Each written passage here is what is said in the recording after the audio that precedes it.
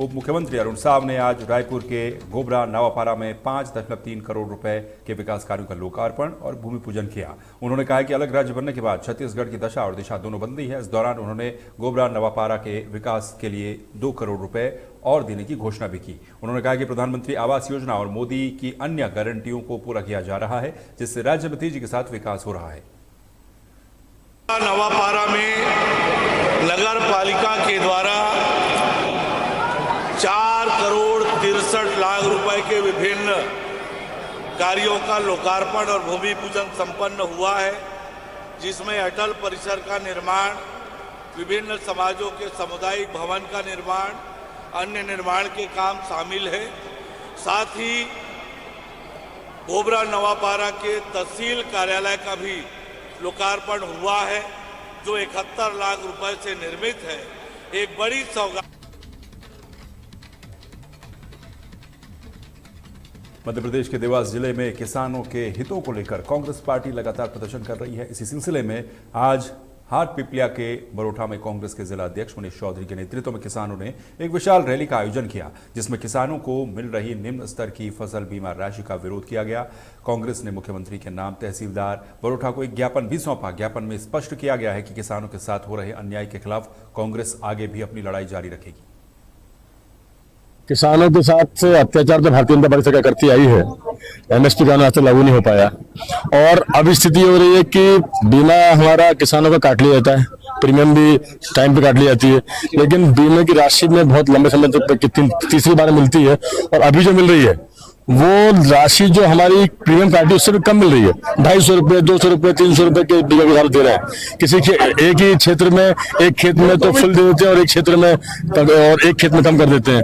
तो ये पूरी तरीके से विसंगति है प्रशासन की और ऊंट के मुंह में जीरे के समान जो है बीमा दिया जा रहा है। इसके खिलाफ हम लोग लगातार आंदोलन कर रहे हैं। काटाफोड़ में किया, सतवास में किया, आज हमने बरोठा में किया। देवास जिले को बीमा से अछूता रख दिया है और बीमा कहने के नाम पे बीमा दिया है, लेकिन ना के बराबर है और इसको लेके हम लगातार आंदोलन करते हुए बहुत जल्द देवास जिला कलेक्टर कार्यालय का घेराव करेंगे और अनुरोध करेंगे कि वो जल्द से किसान। वहीं मध्य प्रदेश के खरगोन जिले में स्थित कसारबाद क्षेत्र के एक गांव में लंबे समय से अवैध रूप से कच्ची और पक्की शराब बिक रही है। इस तरह की अवैध गतिविधियों से परेशान होकर ग्रामीण एसडीएम ऑफिस पहुंचे, जहां उन्होंने एसडीएम सत्येंद्र बेरवा को ज्ञापन सौंपकर जल्द ही कार्रवाई की मांग की है। ग्रामीणों का कहना है कि गांव में खुलेआम शराब बेचे जाने से युवाओं में नशे की लत बढ़ रही है। वहीं आए दिन विवाद, मारपीट और अपराध की घटनाएं भी बढ़ रही हैं। इसके साथ ही महिलाओं और बच्चों में भी असुरक्षा का माहौल बना हुआ है। ये अवैध जो शराब बिक रही है, पक्की कच्ची सब बिक रही है यार, उसी संबंधित यहाँ मतलब एसडीएम साहब को भी, वो थानेदार साहब तेज साहब को देंगे, वो आपका विभाग को भी देंगे और ये संबंध में 4-5 जगह बिक रही है। गांव में ऐसे कौन कौन लोग बेच रहे हैं और ठेकेदार का माल बेच रहे हैं या दूसरी अवैध? ठेकेदार का भी लेकर अवैध बेचते हैं, उसको भी चलाते हैं और कच्चे भी बेच रहे हैं और पीपे के आरे ढक बनाए झगड़े झाड़े करते हैं, गाली उत्तर देते हैं। सब क्या महिला भी परेशान है, घर भी परेशान है, सब मोहल्ले के परेशान है, दारू रोड पी लेना और झगड़े झाड़े करना। तो इसे तुरंत इस संबंधित विचार इसके अन्य खिलाफ कार्रवाई करें। और जो किशोर और युवती है ये नशे की लत पड़ रही है और ये बेमौत मर रहे हैं। इसे हमें गांव को नशे मुक्त बनाना है। कहाँ बिक रही है ये हमारे गांव के आसपास के कस्बों में, छोटे छोटे पहाड़ियों में, बेड़ीपुरा है, टापड़ी आवार है, ऐसे ग्रामों में ऐसे थोड़े थोड़े बिक रही है। गरीब वर्ग के लोग जो मजदूरी करते हैं वहाँ। छत्तीसगढ़ के गरियाबंद जिले में स्थित शुरा विकासखंड के राजपुर गांव में प्राथमिक शाला में शिक्षकों की कमी के चलते अभिभावकों ने स्कूल में तालाबंदी कर दी। स्कूल में 5 कक्षाओं के 34 बच्चों के लिए सिर्फ एक ही शिक्षक मौजूद है, क्योंकि एक शिक्षिका स्कूल खुलने के बाद से ही छुट्टी पर है। अभिभावकों का आरोप है कि इस समस्या के समाधान के लिए ब्लॉक शिक्षा अधिकारी को आवेदन देने के बावजूद भी कोई कार्रवाई नहीं की गई। अभिभावकों ने चेतावनी दी है कि जब तक शिक्षकों की कमी पूरी नहीं हो जाती तब तक उनका धरना और तालाबंदी जारी रहेगी। यहाँ भी शिक्षा की कमी की वजह से आज सभी ग्रामों ने एकत्रित होकर तालाबंदी किया है। ये जब से इस सत्र का पढ़ाई चालू हुआ है उसमें से यहाँ 2 शिक्षक उपस्थित थे, जिसमें से एक मैडम है अनुसुईया चंद्र करके, वो 3 दिन स्कूल आए हैं, उसमें भी 4 बजे तक नहीं रहे। लगातार एक शिक्षक है वो भी टाइम टू बे टाइम डाक पहुंचाने के लिए अपने ऑफिस दफ्तर चले जाते हैं, जहां बच्चों को कोई पढ़ाई नहीं होती। यहाँ पर केवल बच्चे खाना खाकर घर जा रहे हैं, खेलते हुए नजर आते हैं। सामने स्कूल से लगा हुआ तालाब है, जिसमें बच्चों का 24 घंटा खतरा बना रहता है। इस वजह से हम लोगों ने, जब तक 2 शिक्षक नहीं होंगे तब तक हम लोग अपने बच्चों को स्कूल नहीं भेजेंगे। यहाँ 2 शिक्षक पदस्थ थे। एक शिक्षक लगातार करीब 1.25 महीना से ऊपर हो गया अनुपस्थित है। इनके द्वारा अनुपस्थित शिक्षक के स्थान पर शिक्षा प्रदान करने के लिए इन लोगों ने स्कूल में तालाबंदी कर दी है और बच्चों को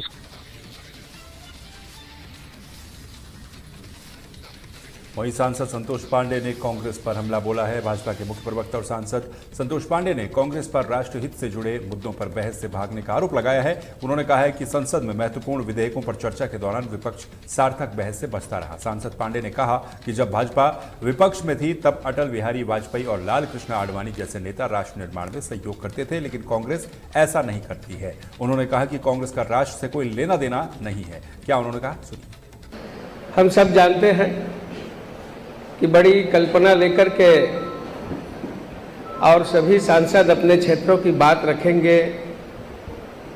तारांकित प्रश्न, महत्वपूर्ण प्रश्न, 0 आवर, प्राइवेट बिल, अनेक प्रकार के, और जिसमें विधेयक पारित करते हैं, बिल लाते हैं, चर्चा होती है, स्वच्छ चर्चा होती है, सभी अपनी अपनी बातें रखते हैं।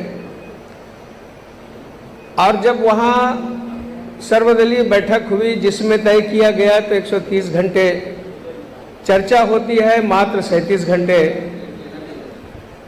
आखिर ऐसा क्यों? तो जिस प्रकार से विपक्ष का जो प्रदर्शन रहा है और जो इन्होंने SIR को लेकर के समय समय पर अलग अलग मुद्दों को लेकर के उन्होंने जो गर्भगृह में जाना और पेपर फाड़ कर फेंकने का काम, बोलने वाले के पास नजदीक जाकर के स्पीकर में चिल्लाने का काम, तो ये भारत जैसी जहां स्वस्थ लोकतंत्र और परंपराएं रही है उसके साथ खिलवाड़ करने का काम विपक्ष ने किया है।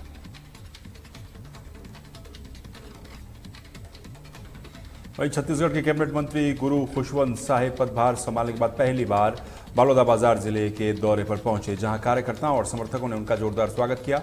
इसके बाद वो गिरौदपुरी धाम गए, जहां उन्होंने बाबा गुरु घासीदास की गुरु गद्दी पर पूजा अर्चना की। उन्होंने प्रदेश की सुख समृद्धि और खुशहाली के लिए आशीर्वाद भी मांगा। इस दौरान कार्यकर्ताओं और आम लोगों में खासा उत्साह देखने को मिला। शपथ लें और शपथ ले के बाद सबसे पहली हमारे जो आस्था के सबसे बड़े केंद्र गिरौदपुरी धाम, जो हमारे परम पूज्य गुरु घासीदास बाबा जी की तपोस्थली है, अवतरण स्थली है, वहाँ मत्था टेके के लिए हम यहाँ आए हैं ताकि बाबा जी के आशीर्वाद हमला मिले और बाबा जी के आशीर्वाद से पूरा जीव जंतु हर किसी के कल्याण होए और पूरा छत्तीसगढ़ के उन्नति विकास होए कल आशीर्वाद लेके लिए आए हैं। और यहाँ से आशीर्वाद ले के बाद हम अपन विभाग का भी ग्रहण करबो, ग्रहण करके वो विभाग के माध्यम से जन जन तक पहुँचबो और विभाग के माध्यम से हर तरीका से जो यहाँ के जनमानस है ओकर उन्नति विकास हो जाए के लिए पूर्ण रूप से कार्य करबो। युवाओं के लिए क्या कहना चाहेंगे?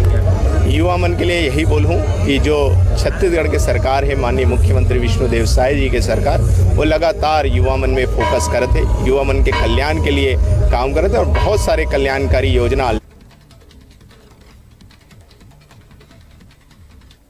मध्य प्रदेश छत्तीसगढ़ की खबरों फिलहाल के लिए बस इतना ही। बाकी खबरों के लिए आप बने रहिए तहलका डिजिटल के साथ। नमस्कार।